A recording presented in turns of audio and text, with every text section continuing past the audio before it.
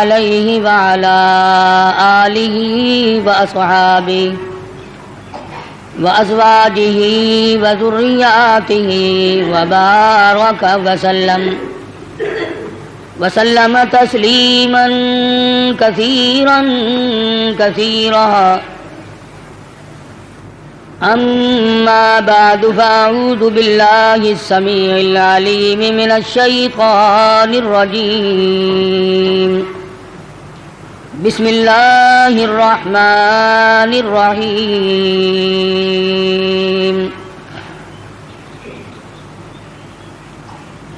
قل ان صلاتی ونسکی ومحیای ومماتی للہ رب العالمین لا شریک لہ وبذلک امرت وانا اول المسلمین وقال اللہ تبارک وتعالی فی مقام آخر لن ينال الله لحومها ولا دماؤها ولكن يناله التقوى منكم كذلك سخرها لكم لتكبروا الله على ما هداكم وقال النبي صلى الله تعالى عليه وسلم أنا ابن ذبيحين صدق اللہ مولانا العلی العظیم وصدق رسولہ النبی الکریم ونحن علی ذلک لمن الشاہدین والشاکرین والحمد للہ رب العالمین اللہم صل علی محمد وعلی آل محمد کما صلیت علی ابراہیم وعلی آل ابراہیم انک حمید مجید اللهم بارك على محمد وعلى آل محمد كما باركت على إبراهيم وعلى آل إبراهيم إنك حميد مجيد. ریکارڈنگ عبدالستار صاحب برائے GMC. گزشتہ جمعے میں حضرت ابراہیم علیہ السلام حضرت اسماعیل علیہ السلام کی پیدائش اور خداوند کریم کی آزمائش اور ان حضرات کا ثابت قدم رہنا، مصیبت میں پریشانی میں آدمی ڈگمگا جاتا ہے، پھسل جاتا ہے. کمال اس کا ہے کہ امتحان لینے والا خداوند کریم ہو اور بندہ اس کے امتحان میں اگر پورا اتر گیا تو پھر کمی کس بات کی.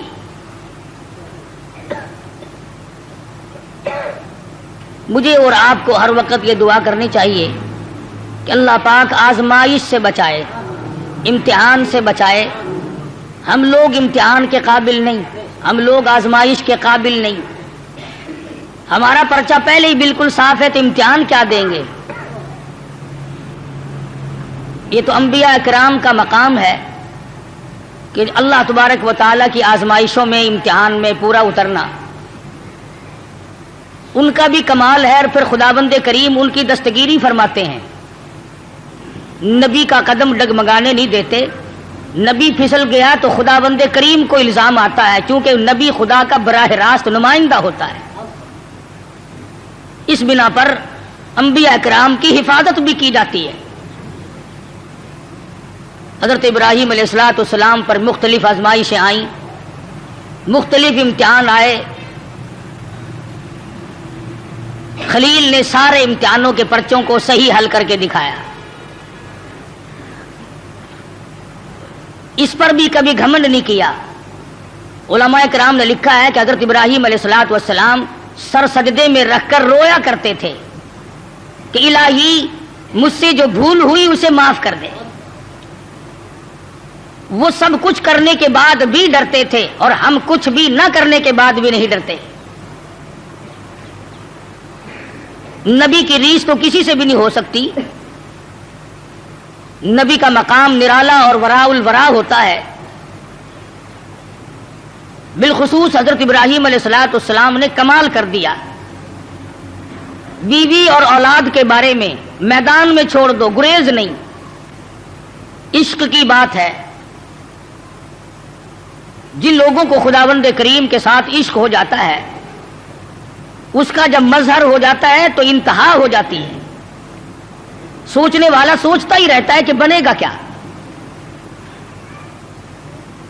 حضرت ابراہیم علیہ الصلوۃ والسلام کی آزمائش وہاں گھر میں ہوئی، وطن میں ہوئی، چیخا میں ہوئی، فلسطین میں ہوئی، مصر کے بادشاہ کے یہاں ہوئی. اس کے بعد بیوی اور بچوں کو میدان میں چھڑوا کر اللہ پاک نے امتحان کیا. تمام امتحانوں میں کامیاب ہے ابراہیم علیہ الصلوۃ والسلام.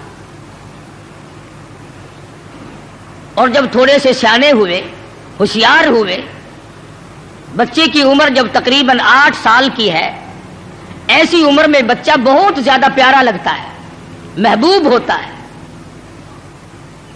خلیل کے دل میں اسماعیل نے پھر جگہ پکڑی، پھر محبوبیت لوٹ کے آئی. اللہ پاک نے پھر فرمایا خلیل یہ تیرا دل صرف میرے لیے ہے، اس میں کسی کے لیے گنجائش نہیں ہونی چاہیے. عرض کیا میرے پروردگار یہ میرا قلب تو صرف تیرے لیے. فرمایا نہیں نہیں، اسماعیل علیہ السلام کیوں بھی پیار کرتے ہو نا. ذی الحجہ کا مہینہ ہے، یہی مہینہ 7ویں تاریخ کو خواب دیکھا، ابراہیم میری راہ میں صدقہ کرو. 100 اونٹ ذبح کر دیے. صبح اٹھ کر 100 اونٹ ذبح کیے. 8ویں رات کو پھر خواب دیکھا، میری راہ میں کوئی صدقہ کرو. پھر 100 اونٹ ذبح کیے اور غربا میں تقسیم کر دیے. ہمیں اگر اس قسم کا کوئی موقع آئے گا تو اللہ میاں نے چڑیا کا صدقہ تو منظور نہیں کیا، ویسے پھر گر کر ہم ککڑی مرغی پہ تو آ ہی جاتے ہیں نا. جب بھی صدقہ دینے کی نوبت آئے، بچہ بیمار ہے، پریشانی ہے، کوئی بڑی عورت آ کر کہہ دیتی ہے کہ اللہ کی راہ میں صدقہ کرو، تو زیادہ سے زیادہ ہم مرغے پہ دوڑتے ہیں، کیونکہ تھوڑے پیسوں کا وہی ہے، اور تھوڑے پیسوں میں راضی ہونے والی ذات صرف اللہ کی اور کوئی نہیں. یا زیادہ سے زیادہ بکرے پر پہنچتے ہیں. مگر یہ خلیل ہے جو ایک امر پر 100 اونٹ ذبح کر رہا ہے. دوسری رات کو خواب دیکھا تو پھر بھی 100 اونٹ قربان کر دیے. 9ویں رات کو پھر خواب دیکھا تو آواز آئی میں وہ چیز مانگتا ہوں جو دنیا میں تجھے سب سے زیادہ محبوب ہو، سب سے زیادہ جو شے مرغوب ہے اس کی قربانی مانگتا ہوں. بس سمجھ گئے کہ اسماعیل علیہ السلام سے زیادہ اس کائنات میں مجھے کوئی پیارا نہیں ہے، اس کی قربانی مانگی جا رہی ہے. صبح ہوئی، حضرت ہاجرہ سے فرمایا کہ نہلا دھلا دو، تیاری کر دو، بہت بڑے دوست سے ملانے لے کے جاؤں گا. حضرت ہاجرہ نے تیاری کر دی، نئے کپڑے پہنائے، غسل کرایا، تیار کر کے ابا کے ساتھ کر دیا. چپکے سے چھری اور رسی بغل میں دبا لی حضرت ابراہیم علیہ الصلوۃ والسلام نے. شان نبوت دیکھو کہ عورت ذات مخل نہ ہو جائے، تکلیف پہنچنے پر یہ شاید برداشت نہ کر سکے. قرآن کریم نے عجب انداز کے ساتھ فرمایا او میرے نبی حضرت محمد الرسول اللہ صلی اللہ تعالی علیہ وسلم فرما دیجئے کل ان صلاتی و نسکی. کالی کملی والے صلی اللہ علیہ وسلم کل کہو، فرما دو، سمجھا دو، لوگوں کو بتا دو، آگاہ کر دو. ان صلاتی و نسکی، میری نماز بھی، میری قربانی بھی، چلو ہم نے مان لیا عبادات کے درجے میں جو ہوں گی وہ اللہ کے لیے ہو جائیں گی، باقی اللہ میاں کے لیے نہیں. فرمایا جس قسم کی بھی نماز ہو میری وہ نماز بھی، اور جس طرح کی قربانی ہو میری وہ بھی. اور حضور علیہ الصلوۃ والسلام کو حکم ہوتا ہے او کالی کملی والے زیادہ وضاحت کر دیں ان لوگوں کے سامنے. قرآن کریم میں لوگ پڑھتے جائیں، قیامت تک خبردار ہوتے جائیں. وَمَحْيَايَ وَمَمَاتِي، اور دنیا والوں میرا جینا میرا مرنا للہ رب العالمین، یہ سارے کا سارا اس پروردگار عالم کے لیے ہے جو سارے جہان کا پالنہار ہے.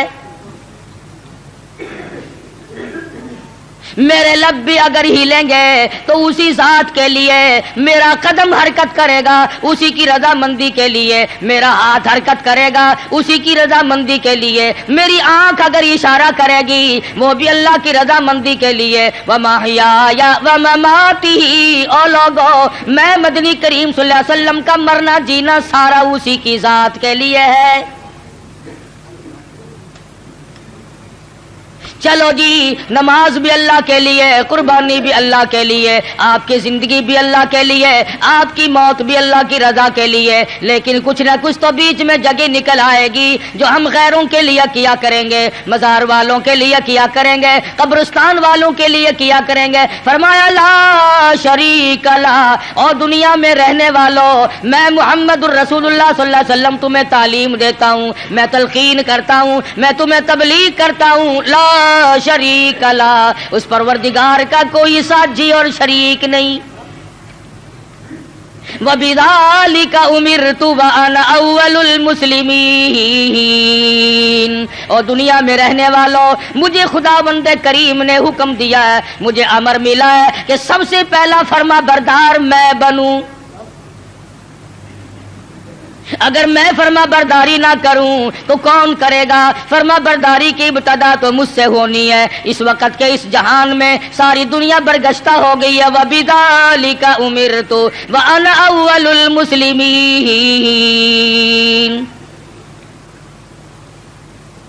آپ کو یہ مقام کہاں سے ملا؟ قربانی اللہ کے لیے کرنی، نماز اللہ کے لیے پڑھنی، زندہ رہنا مر جانا اللہ کے لیے۔ فرمایا میرے دادا خلیل نے خداوند کریم کے احکام کو پورا کرتے ہوئے سب کچھ کر دکھایا۔ 9ویں رات کو جب خواب دیکھا، میری راہ میں اس چیز کا صدقہ کرو، وہ چیز لاؤ جو تمہیں سب سے زیادہ محبوب ہو، پیاری ہو۔ صبح اٹھ کھڑے ہوئے، تیاری کر لی، سمجھ گئے کہ اسماعیل علیہ السلام کی قربانی مانگی ہے اور بات کوئی نہیں۔ اہلیہ کو نہیں بتایا، عورت ذات ہے، پریشان نہ ہو جائے، گھبرا نہ جائے۔ اسی کو حفیظ کہتا ہے اٹھا مرسل اسی عالم میں رسی اور قبر لے کر، پے تعمیل چل نکلا خدا کا پاک پیغمبر۔ رسی اور چھری تیار کر رکھی ہے، خدا کی قسم کیا نظارے آئے ہوں گے۔ اسماعیل علیہ السلام کی انگلی ابراہیم علیہ السلام نے پکڑی اور ہزاروں بلائیں لے کر سر پہ ہاتھ پھیر کر حضرت ہاجرہ علیہ السلام رخصت فرما رہی ہیں۔ تھوڑی دور گئے ہوں گے، شیطان کو بڑی تکلیف پہنچی کہ اگر یہ بات چل نکلی کہ اللہ کو راضی کرنے کے لیے اگر اپنے بیٹے کے گلے پہ چھری چلانی پڑے تو اس سے بھی گریز نہ کرو، تو پھر تو بہت اونچا مقام بن جائے گا انسان کا۔ شیطان آیا، حضرت ہاجرہ کے پاس آیا، بزرگوں والی شکل بنا کے آیا۔ شیطان کو بھی پتا ہے نا کہ لوگ اس شکل سے جلدی دھکا کھاتے ہیں۔ تسبیح ہاتھ میں لے کر، اتنا بڑا سوٹا لے کر حضرت ہاجرہ کے پاس بزرگ بن کر آیا اور کہنے لگا اسماعیل کہاں ہے علیہ السلام؟ فرمانے لگی اپنے ابا کے ساتھ گئے ہیں۔ کہاں لے گئے؟ کہ یہ بتا رہے تھے کہ میں کسی اپنے دوست سے ملانے لے کے چلا ہوں۔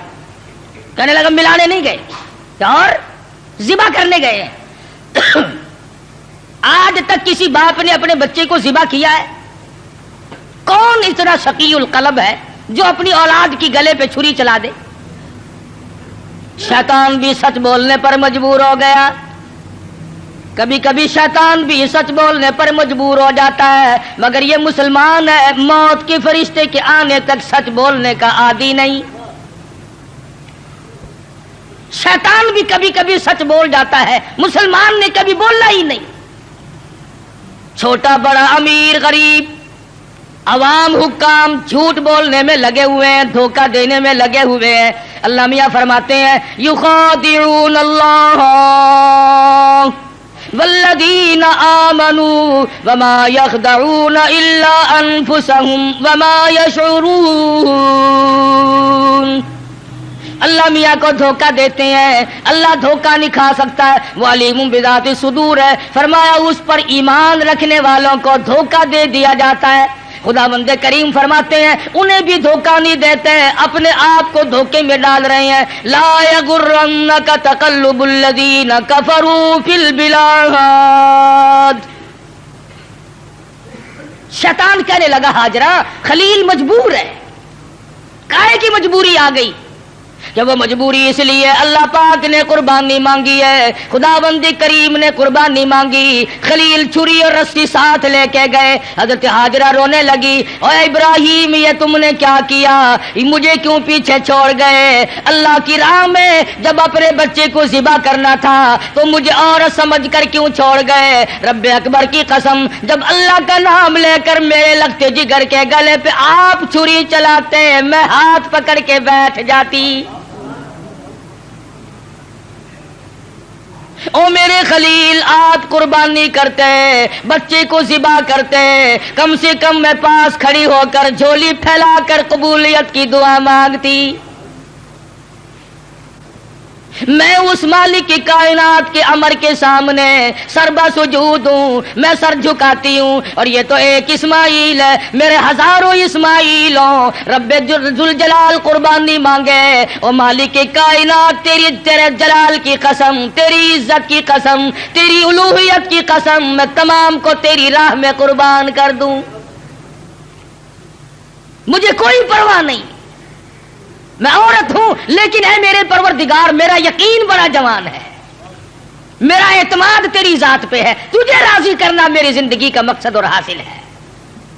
तेरी मर्जी, ये औलाद मेरी नहीं तेरी है, मेरे पास तो ये अमानत है, जब चाहे तू ले ले। मैं अपनी औलाद को अपनी समझती ही नहीं, ये है तेरी अता करदा। शैतान कहने लगा हाजरा कुछ सोच ले, वक्त है अभी, कुछ रोना धोना शुरू कर दे, पीछे चली जा, रास्ता मैं बता दूंगा, जाके छुड़ा लो। तेरा लखते जिगर है, तेरा नूरे नजर है, कितना हसीन है, कितना खूबसूरत है, कितना जमील है, शक्ल देखो कितना प्यार आता है, उसको ज़िबा करना कोई अक्लमंदी नहीं। फरमाने लगी बस कर लाइन, बस कर लाइन अपनी कालों की भी, मैं भी तैयार हूं मेरा इस्माइल भी। मेरी कुर्बानी मांगे मैं ज़िबा होने को तैयार हूं, बसद शुक्र कुर्बान होने को तैयार हूं। बड़ी कोशिश की शैतान ने वर्गलाने की, और बड़े नकात है इन एक एक चीज में। यह भी सोचने वाली बात है कि शैतान पहले हजरत हाजरा के पास क्यों आया? शैतान सबसे पहले हजरत हाजरा के पास क्यों आया? वो इसलिए शैतान को भी पता है कि अकीदे के बारे में फिसलने के मैदान में औरत मर्द के मुकाबले में कच्ची होती है। औरत की वजह से बड़े बड़े फिसल जाते हैं।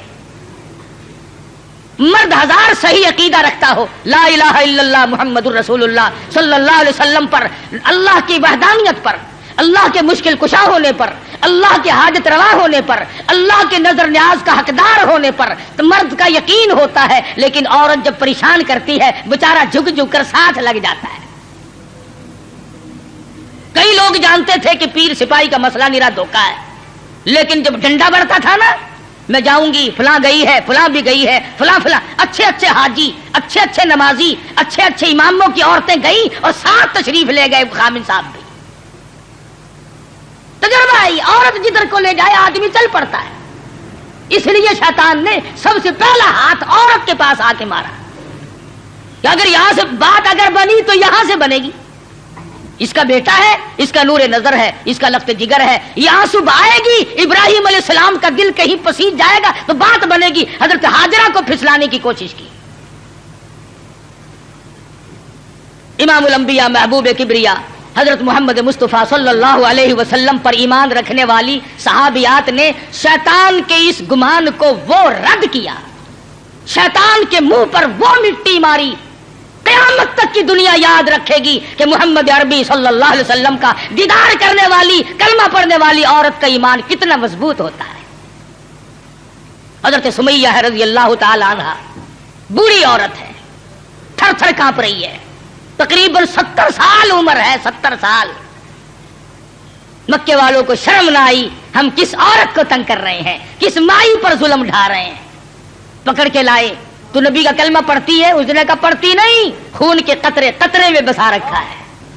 میری نگاہوں میں وہ بستے ہیں، میرے دل میں وہی بستے ہیں، میرے قلب و جگر میں وہی بستے ہیں. کسی غیر کے لیے کوئی گنجائش نہیں، میرے یہاں صرف انہی کا مقام ہے. حضرت سمیہ رضی اللہ تعالیٰ عنہا کے پیروں میں رسے باندھ کر سارا مکہ اکٹھا ہو گیا. سامنے آیا ابو جہل، کہنے لگا سمیہ بعد آ جا، اپنے بڑھیپے پہ ترس کھا، میں تجھے چھوڑ دوں گا. کہنے لگی کیوں، کیا میرا قصور کیا ہے، میری خطا بتاؤ، میرا جرم بتاؤ. کہنے لگا اس سے بڑا جرم کیا ہے، تو زبان سے کہتی ہے لا الہ الا اللہ محمد الرسول اللہ صلی اللہ علیہ وسلم، یہ تھوڑا جرم نہیں. کہتی ہے اس کے سوا ہے کوئی نہیں، زمین میں، زماں میں، مکی میں، مکان میں، آسمانوں میں، زمینوں میں، دریاؤں میں، سمندروں میں، عرش عظیم پہ، ہر آدمی کے قلب و جگر میں اس کے سوا کوئی نہیں. کہتی ہو نا؟ فرمایا ہاں کہتی ہوں کہ یہ تجھے چھوڑنا پڑے گا. کہنے لگی چھڑانے والے کبھی سے مر گئے، کبھی سے مر گئے. دیکھو ایمان ہو تو ایسا ہو. میر تو کہہ لیتے ہیں نا وہ جی مجبوری کے وقت میں بندہ مجبور جو ہو گیا. یہ سمیہ مجبور نہیں، کافروں کی حکومت ہے، کافروں کا شہر ہے، کافروں کی برادری ہے، سارا جہان کفر سے بھرا ہوا ہے. ایک 70 سال کی بوڑھی عورت اپنی ایمان پر مضبوطی کے ساتھ جمی کھڑی ہے، دھکا دیا جاتا ہے، اٹھ کھڑی ہوتی ہے، اپنے ایمان کا سودا نہیں کرتی. بالآخر ابو جہل کہنے لگا میں تجھے چیر کر ٹکڑے کر دوں گا یا بعد آ جا. حضرت سمیہ کہنے لگی او کمینے، چلا جا میری آنکھوں کے سامنے سے. تو مجھ سے یہ امید نہ رکھ، میری کمزوری کو نہ دیکھ، میرے بوڑھیپے کو نہ دیکھ، میری ضعیفی اور ناتوانی کو نہ دیکھ، بلکہ میرے ایمان کو دیکھ. یہ مکے کے پہاڑ اپنی جگہ سے ٹل سکتے ہیں، رب ذوالجلال کی قسم میرے ایمان میں رائی کے دانے کے برابر بھی فرق نہیں آ سکتا، نہیں لا سکتا کوئی فرق. سمیہ کے چیر کر ٹکڑے تو کر دیے، مگر حضرت سمیہ نے ایمان کا سودا نہ کیا. ہر سال یہ دن آ کر مسلمانوں کو توحید باری تعالیٰ کا سبق پڑھا جاتا ہے، اثار و ہمدردی اور قربانی کا سبق آموز درس دے کے جاتی ہے یہ عید الاضحیٰ بقرہ عید. حضرت ہاجرہ کے یہاں سے شیطان اپنا سا منہ لے کر واپس ہوا کہ یہاں تو کوئی بات نہ بنی. پھر حضرت اسماعیل علیہ السلام کے پاس آیا کہ یہ بھی بچہ ہے، اگر رونا دھونا شروع کر دے تو کوئی بات بنے گی. کہنے لگا بیٹا کہاں چلے؟ کہ ابا کے ساتھ جا رہا ہوں. کہیں لے کے بھی چلے ہوں گے کہ جی کسی دوست سے ملانے کے لیے لے کے جا رہے ہیں. اس نے کہا ذبح کریں گے. اس نے کہا بدبخت آج تک کسی باپ نے اپنے بچے کو کبھی ذبح کیا کہ نہیں کیا؟ تو نہیں، پھر مجبور ہوا. یہ مجبور ہے، اللہ پاک کا حکم ہے، اللہ کا امر ہے. حضرت اسماعیل علیہ السلام نے بھی یہی جواب دیا کمینے دفع ہو جا، تو شیطان ہے، مجھے ورغلانے آیا ہے، مجھے پھسلانے کے لیے آیا، مجھے بہکانے کے لیے آیا. کہاں میرا مقدر اللہ کا نام ہو میرے گلے پہ چھری چلے، میں اس کے لیے بڑا راضی ہوں. میرا مقدر کہاں، پروردگار عالم میری قربانی مانگے اور مجھے ذبح کیا جائے. وہاں سے بھی اپنا سمو لے کر کے واپس ہوا. حضرت ہاجرہ نے بھی کنکریاں پھینک کے ماری، حضرت اسماعیل علیہ السلام نے بھی کنکریاں پھینک کے ماری، وہاں سے غائب ہو گیا. پھر حضرت ابراہیم علیہ السلام کے قریب آیا اور کہنے لگا ذرا عقل کرو، ہوش کرو، بوڑھے پے کی اولاد ہے، اکلوتا بیٹا ہے، کتنا خوبصورت نور نظر ہے، کتنا حسین لخت جگر ہے، اور 100 اونٹ قربان کر دو مگر بچے کے گلے پر چھری نہیں چلایا کرتے. یہ کوئی دینداری نہیں، یہ تو بہت برا عمل ہے. خواب کی بات ہے، شاید آپ کی سمجھ میں نہ آئی ہو، یوں ہی اپنے بچے کو ضائع کر بیٹھو گے اور شیطان انگلی کا اشارہ کرتا ہے دیکھو حسین کتنا ہے، خوبصورت کتنا ہے. اور کیوں نہ ہو جس کی پیشانی میں، جس کی صورت میں امام الانبیاء محبوب کبریا حضرت محمد مصطفیٰ صلی اللہ تعالی علیہ وسلم کی نور نبوت ہوگی، وہ کتنا حسین ہوگا. حضرت ابراہیم علیہ السلام نے بھی کنکریاں ماری، شیطان مجھے بہکانے آیا ہے، میرا تمام تر نظام خراب کرنے آیا ہے، کنکریاں پھینک کے ماری، وہاں سے بھی غائب ہو گیا۔ بڑا پریشان ہے کہ اب کروں کیا؟ اگر یہ قربانی والا سلسلہ چل پڑا تو یہ تو بڑا دیر پا رہے گا، اور لوگ اپنا مقام بناتے چلے جائیں گے اللہ جل شانہ کو راضی کر کے۔ چنانچہ حضرت ابراہیم علیہ السلام جب ایک پہاڑی پہ پہنچے مینا میں، تو سوچا کہ میں کروں گا تو وہی جو اللہ نے حکم دیا ہے، جو خداوند کریم کا امر ہے مجھے کرنا تو وہی ہے، مگر کم سے کم میں اپنی آل اولاد کو دیکھوں تو صحیح، ان کی کیا فراست ہے۔ ابراہیم علیہ السلام نے اپنے بیٹے کو سامنے بٹھا لیا، اور قرآن کریم نے جو باپ بیٹے کی پیاری یا بنی انی ارا فی المنام، اور میرے بیٹی میں نے ایک خواب دیکھا ہے، میں نے ایک سپنا دیکھا ہے، میں نے اللہ میاں کا ایک اشارہ پایا ہے، خداوند کریم تیری قربانی مانگتی ہے اور میں قربانی دے رہا ہوں، تیرے خون میں اپنے ہاتھ ڈبوئے بیٹھا ہوں، تیری کیا صلاح ہے؟ کہتا پہاڑی پر سے دیا آواز اسماعیل ادھر آؤ، یہاں آ کر خدائے پاک کا ارشاد سن جاؤ، یا بنی انی ارا فی المنام انی اذبحک فانظر ماذا تری۔ اور میرے بیٹے میں ایک صلاح مانگتا ہوں، ایک تجھ سے مشورہ طلب کرتا ہوں، تیری صلاح لیتا ہوں، تیری اس میں کیا رضا ہے؟ پدر بولا کہ بیٹا آج میں نے خواب دیکھا ہے، کتاب زندگی کا ایک نرالا باب دیکھا ہے، یہ دیکھا ہے کہ میں خود آپ تجھ کو ذبح کرتا ہوں، خدا کے نام سے تیرے لہو میں ہاتھ بھرتا ہوں۔ اللہ کا امر ہے، اللہ کا فیصلہ ہے، خداوند کریم نے تیری قربانی مانگی ہے، میں اللہ کے نام پر تجھے ذبح کر رہا ہوں۔ اس لیے مدنی کریم صلی اللہ علیہ وسلم کی امت کو حکم ہے کہ قربانی کا جانور اپنے ہاتھ سے ذبح کیا کرو، زیادہ ثواب ہے، یا کم سے کم پاس کھڑے ہو کر جھولی پھیلا کر قبولیت کی دعا مانگا کر، الہی میں اس قابل کہاں کہ قربانی دوں، یہ تیری کریمی ہوئی جو میں نے قربانی دی، قبول فرما۔ سب اللہ پاک کی طرف سے ہے۔ حضرت ابراہیم علیہ السلام نے اپنے بیٹے سے صلاح مانگی، مشورہ طلب فرمایا۔ بیٹا کون سا کم تھا، پیغمبر کی اولاد ہے، پیغمبر ہے، اور وہ نبی جس کی نسل میں سے سرکار مدینہ حضرت محمد الرسول اللہ صلی اللہ تعالی علیہ وسلم تشریف لا رہے ہیں۔ کس طرح سے نبوت کو نکل کیا جا رہا ہے، پالش کی جا رہی ہے، قربانی در قربانی، قربانی در قربانی لے کر ذات محمد الرسول اللہ صلی اللہ علیہ وسلم کی نبوت کو چمکایا جا رہا ہے۔ مشورہ مانگا، فوراً بول اٹھا بیٹا، قال یا ابت افعل ما تؤمر، میرے ابا جو کچھ آپ کو حکم ملا اس میں دیر نہ کرے، جو امر ملا ہے، جو فیصلہ ملا ہے، جو خداوند کریم کی طرف سے حکم ملا ہے کر گزرے آپ۔ رہی میری بات ستجدنی انشاء اللہ من الصابرین،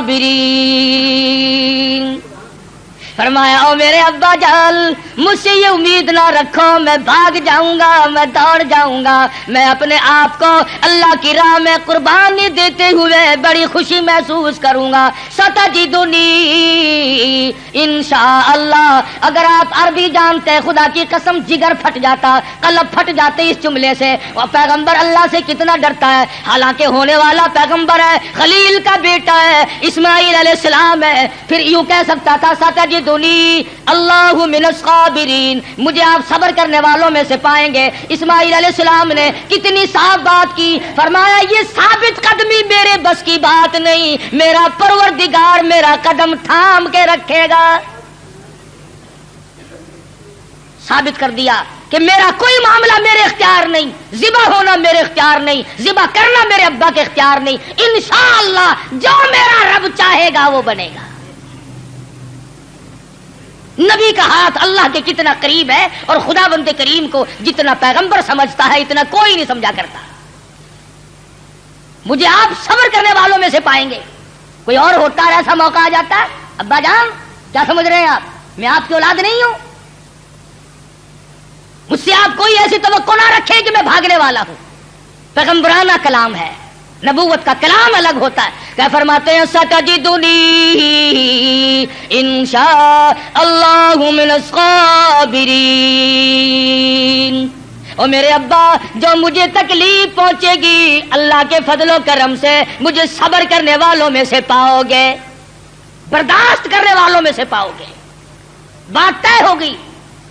سبحان اللہ. پیغمبر کی فراست تو دیکھو. اسماعیل علیہ السلام فرمانے لگے ابا جان میری 2-3 تجویزیں ہیں, میرے 2-3 پروگرام ہے, اگر پسند آئے تو قبول کر لیجئے. اور وہ یہ ہے میں لخت جگر ہوں, میں نور نظر ہوں, آپ میرے پدر ہیں, میں بیٹا ہوں, آپ باپ ہیں, میں آپ کے ضمیر کی آواز ہوں, میں آپ کے دل کی گہرائیوں کی ایک بہت بڑی سرناٹی ہوئی محبت ہوں. آپ مجھے جب ذبح کریں گے میری صورت بگڑے گی, کہیں پدری شفقت جوش میں نہ آ جائے, کہیں آپ درمیان میں نہ چھوڑ دیں. اور میرے ابا میری ایک تجویز ہے فلما اسلم وتلہ للجبین. میرے ابا مجھے اونٹا لٹا لینا, سیدھا نہ لٹائیو, تاکہ آپ میرا چہرہ بگڑتا ہوا جب گلا کٹے گا میری بگڑتی ہوئی صورت آپ نہ دیکھ سکیں, بے دریغ آپ چھری چلا دیں. بہت اچھا بیٹے یوں ہی کروں گا. فرمایا اور سنو, آپ اپنی آنکھوں پہ پٹی باندھ لینا تاکہ میری صورت نہ دیکھ سکو اور بلا تعمل چھری چلا سکو. بہت اچھا بیٹے. اور تیسری بات میں تو اسماعیل علیہ السلام نے حد کر دی. لوگوں ہمیں اللہ پاک ان پیغمبروں کے صدقے میں معاف کر دے تو بہت بڑی بات ہے. بہت اونچی بات فرمائی اسماعیل علیہ السلام نے. فرمانے لگے او میرے ابا میرے ہاتھ پیروں میں رسی ڈال دینا, اللہ کے نام پہ ذبح ہوتے وقت کوئی حرکت نہ کر سکوں, ہلنے نہ پاؤں, میرے ہاتھ پاؤں نہ آڑے اڑ جائیں. ادب بھی ہے میرے ابا میرا ہاتھ پیر آپ کو لگ نہ جائے تڑپتے ہوئے, کہیں آپ کی بے ادبی مجھے مار نہ ڈالے. وہ ذبح ہوتے وقت اپنے ہاتھ پاؤں کو باپ سے بچاتا ہے, ہم باپ کے سر پہ جوتے مارتے ہیں. فرمایا مجھے آپ اوندا لٹائیں, اپنی آنکھوں پہ پٹی باندھیں اور میرے ہاتھ پاؤں باندھ دیجئے گا, میرے ہاتھ پیر حرکت نہ کر سکے, اللہ کے نام پہ ذبح ہونے لگا. مان لی گئی بات. ٹھیک ہے یہ تینوں تجویزیں بیٹا مجھے بڑی پسند آئی اور میں ان تینوں تجویزوں کو سنبھالتا ہوں. تیاری ہوئی, تیار ہیں دونوں. اس لیے کہتا ہوئے تیار, ہوئے تیار ہر طرح سے دونوں باپ اور بیٹا, ہوئے اب ہر طرح تیار دونوں باپ اور بیٹا. چھری اس نے سنبھالی تو یہ جھٹ قدموں میں آ لیٹا. اسماعیل علیہ السلام کو ابراہیم علیہ السلام پکڑنے نہیں گئے, وہ دوڑتے نہیں پھرے. ادھر انہوں نے چھری تیار کی, ادھر آواز دی اسماعیل آؤ اللہ کے نام پہ ذبح ہونے کے لیے. اسماعیل علیہ السلام ابا کے قدموں میں خود بخود لیٹ گئے. کوئی ایسی بات نہیں, ابا کے دل میں یہ بات نہیں اب کیا بنے گی, اب میرا بیٹا ذبح ہو جائے گا, لگتے جگر رخصت ہو جائے گا, کسے بیٹا کہہ کے بلاؤں گا, مجھے کون ابا کہہ کر کے بلایا کرے گا. یہ تمام چیزیں رخصت ہے, کسی قسم کی پریشانی نہیں, نہ بیٹے کے دل میں ہے نہ باپ کے دل میں ہے, دونوں خوش ہیں, اللہ راضی ہو جائے. بالکل بے دھڑک اسماعیل علیہ السلام کے سینے پر گھٹنا رکھا ہے, پچھاڑا اور گھٹنا سینے معصوم پر رکھا, چھری پتھر پہ رگڑی ہاتھ کو حلقوم پر رکھا. سینے پہ گھٹنا رکھ لیا, گلے پہ ہاتھ رکھ لیا, آسمانوں میں فرشتوں کے رونے کا کوہرام مچ گیا. اے پروردگار او بے نیاز ذاتی, یہ کیا بننے والا ہے, یہ کیا ہونے لگا ہے. ہم نے اس قسم کا ماجرا آج تک نہیں سنا، آج تک نہیں دیکھا. تیری راہ میں تیرے نام پہ آج کے بعد لخت جگر ذبح ہونے لگیں گے. یہ ذبح ہو رہا ہے. ادھر پروردگار عالم کی طرف سے آواز آئی، او چھری خبردار، اگر ایک بال بھی کاٹا، خبردار اگر بال کاٹا جہنم میں جلنا پڑے گا. چھری چلا رہے ہیں، چھری چلتی ہے کاٹتی نہیں. اسماعیل علیہ السلام نے کہا ابا زور سے چلاؤ. میرے بیٹا میں تو چلا رہا ہوں، چلتی نہیں ہے، میرے ہاتھوں کو خون لگا نہیں، میں انتظار کر رہا ہوں. واہ اسماعیل علیہ السلام تیری دانائی پر قربان ہو جاؤں. فرمایا ابا ذرا ٹھہرو، شاید اللہ پاک کو میری تجویز، میرا بنایا ہوا ہیلا مسیلا منظور نہیں. مجھے سیدھا لٹاؤ، آپ اپنی پٹی کھول دو، شاید مالک کائنات کو یوں منظور ہو باپ بیٹے کی نظر بھی ملے، چھری بھی چلے. بیٹا باپ کو تڑپتے ہوئے دیکھے، بیٹا باپ کے ہاتھ کو گلے پر چلتا ہوا دیکھے، چھری بھی چلے، نظر بھی ملے، محبت بھی مچلے، ارمان بھی نکلے، شاید یہ منظور ہو.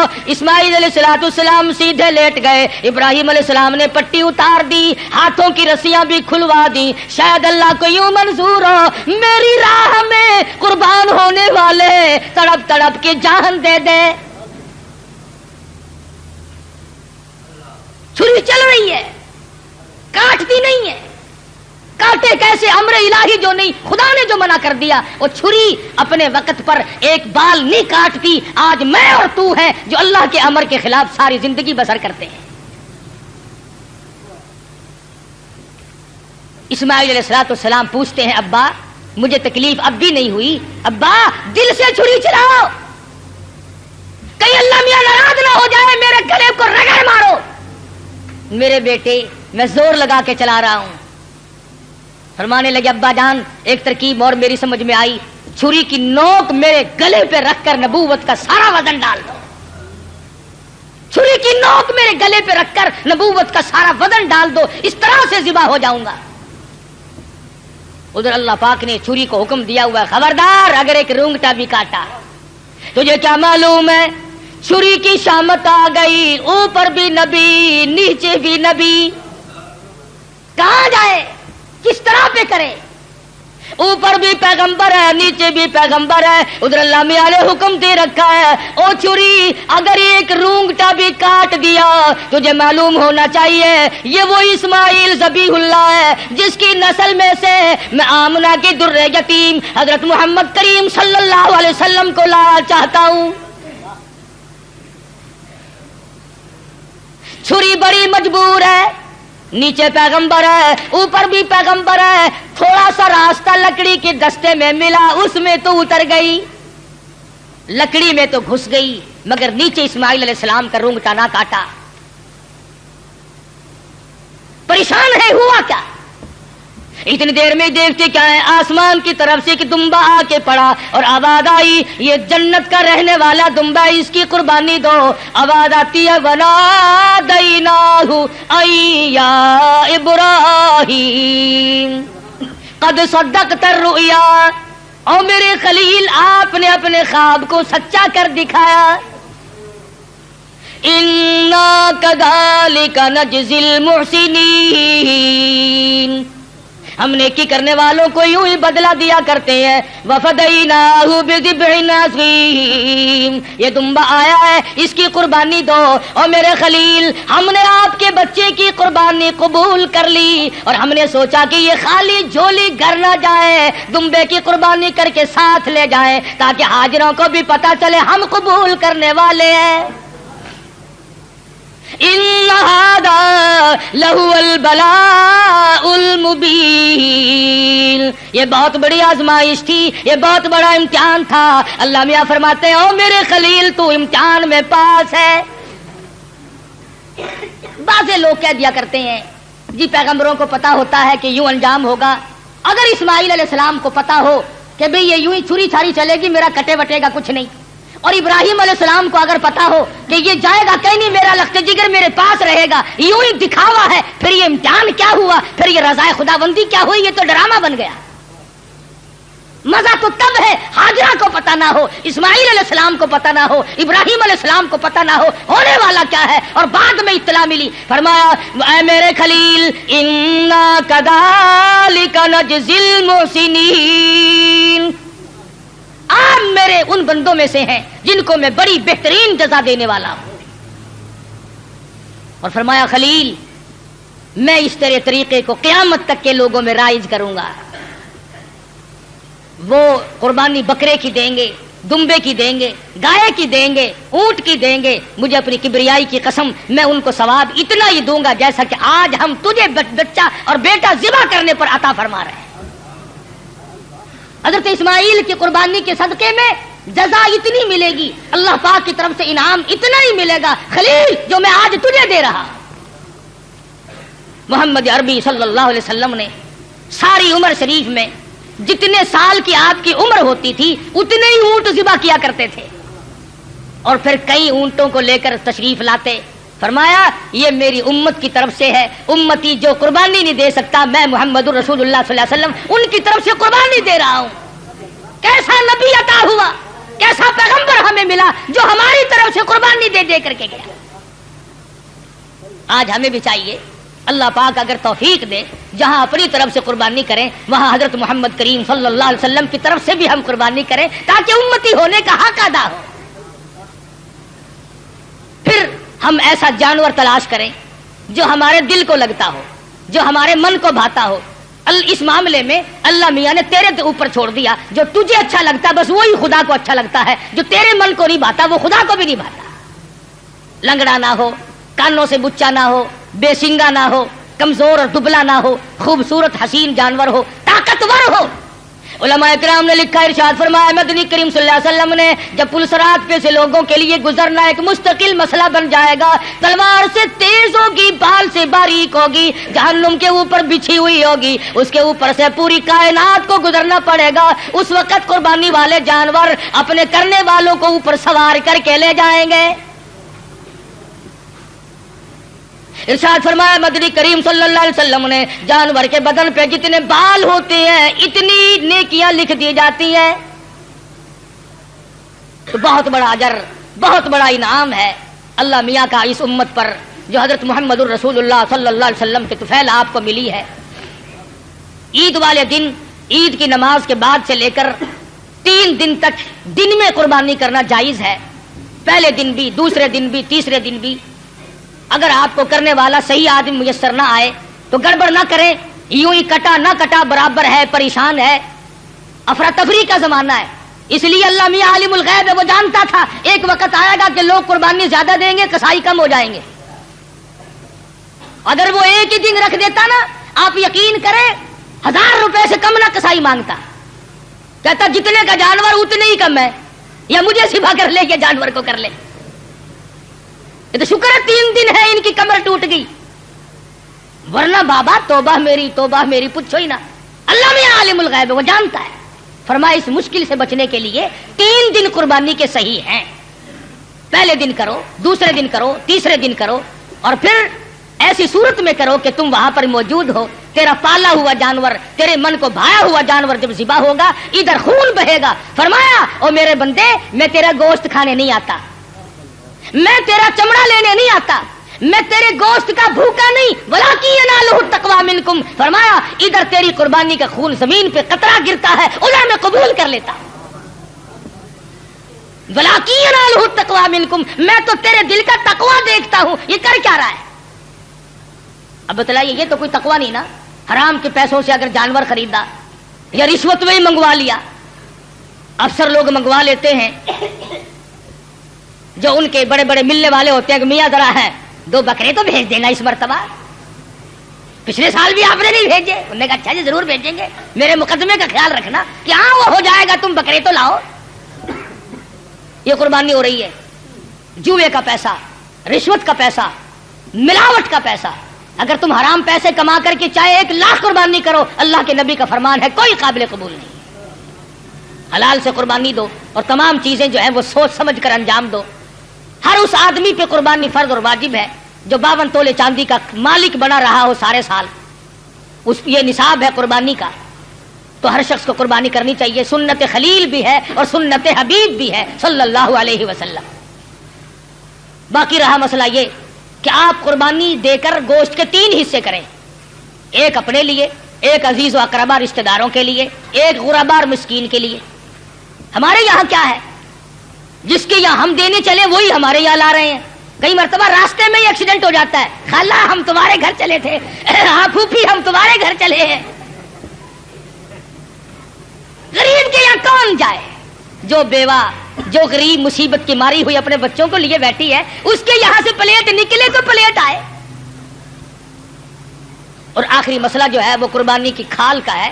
آپ جب تک اس کو بھی صحیح مصرف جہاں دل گواہی دے نہیں پہنچائیں گے تو پھر بھی آپ کی قربانی قبول نہیں ہوگی. آلکس کے مارے خون میں بھری ہوئی کھال پڑی ہے, وہ کرنے والے نے کہہ دیا شیخ جی دینی ہے جی, آخر آسی اور رکھنی آسی کی کریں گے, اب پھڑو پھر کنے پیسے دے دوا, اور مینو کی پتا, میری تو کریانے کی دکان ہے, کھلا دا پاتا اینو پتا, اب پھڑو جی 15 روپیے. چلو جی کیڑا لے کے جاوے, اتنے کپڑے چنگے بھلے پائے ہوئے, ان کیڑا کھچی پھرے, وہ 15 میں لے گیا. 65 کی چیز تھی 15 میں, تم نے سر سے ٹلانے کی غرض سے اگر کی تو قربانی کا ناس کر دیا. مستحق تک پہنچاؤ, اپنے محلے میں غریب کو دو, خود دے کے آؤ, بیوہ کو دو. اگر تم بیچ کر جو پیسے تم نے بانٹے ہیں ان پیسوں کو تبدیل کرنے کی اجازت نہیں ہے. مسئلے سمجھا کرو شریعت کے. مثلا 100 روپے میں تم نے کھال بیچی, تو جو 100 روپیہ اس کھال کے بدلے میں ملا ہے وہ 10 کے تھے, آپ کو کھلوں کی ضرورت پڑی, 100 کا نوٹ اس جگہ رکھ دیا اور کھلے لے لیا, جائز نہیں. فرمایا وہی دو جو بدلے میں ملے. بڑا پرہیز ہے. اس سڑک سے گزرتے ہوئے ایک مسافر مر گیا, ہمیں پتا چلا, ہمارے پاس بکرے کی گائے کی کھال کے پیسے رکھے ہوئے تھے. ہم نے کہا چلو بھائی, بلا وارث بے غریب کہاں کا ہے, بیچارہ فوت ہو گیا, مر گیا, کفن ڈال دیں. اللہ کے نبی نے فرمایا ہرگز جائز نہیں. قربانی کی کھال کے پیسوں سے مسافر پہ کفن نہیں ڈالا جا سکتا, مسجد میں نہیں خرچ کیے جا سکتے, تنخواہ سمجھ کر امام کو نہیں دیے جا سکتے, سید کو دینا جائز نہیں. قربانی کی کھال کا پیسہ سید کو دینا جائز نہیں. ہاں ویسے ڈھکا مار کے سید کھا لے تو کوئی حرج نہیں. فرمایا یہ غریب طالب علموں کا حق ہے, مساکین کا حق ہے, بیوہ کو غریب کو خود دو یا مدرسے میں پہنچاؤ جو طالب علم اس کے صحیح معنوں میں مستحق ہے. اور آخری بات کہہ دوں, جس کا دل چاہے, جس کا مجھ پر اعتماد ہو, جس کا مجھ پر 100% یقین ہو, ہمارا بھی آئے قرآن کریم کا مدرسہ ہے, 2 استاد پڑھاتے ہیں, الحمدللہ بچے بھی ہیں, وہ ہمیں پہنچا دے یا ہمیں اطلاع کر دے, ہم منگوا لیں گے. مزمزم والا بندہ بالکل نہ دے.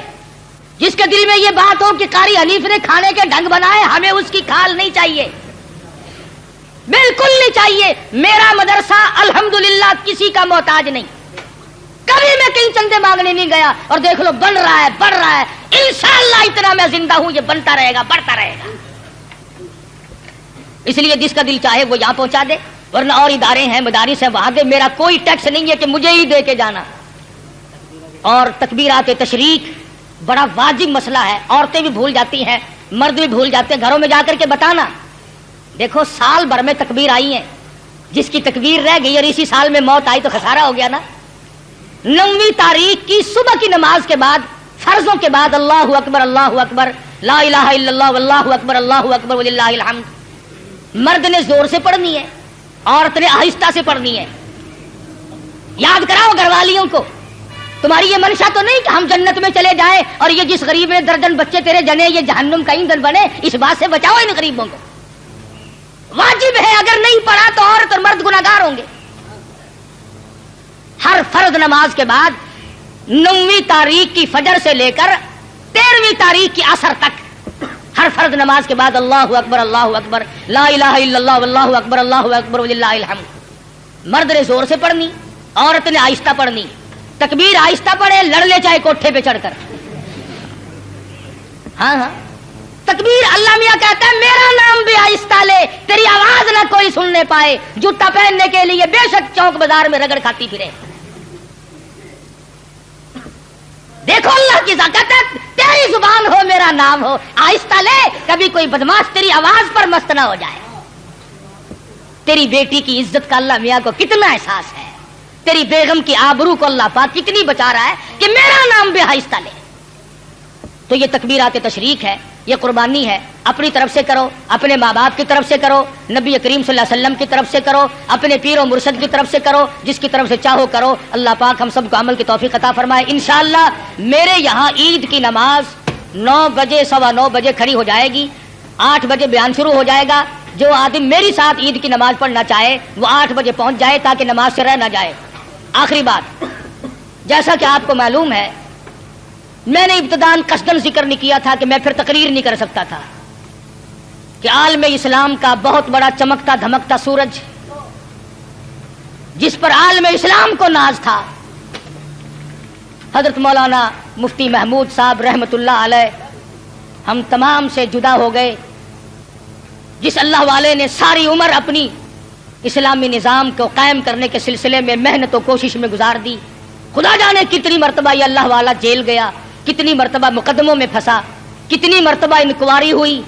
मैं कहता हूं पाकिस्तान में वाहिद आदमी था जो 9 महीने वजारत करने के बाद और कई साल नेशनल असेंबली का मेंबर होने के बावजूद उसके मकान की ईंट न बदली, उसके पहनने का जूता ना बदला, उसके पहनने के कपड़े ना बदले, उसका मिजाज ना बदला, उसके हालात ना बदले, वो अल्लाह वाला हमसे रुखसत हो गया है।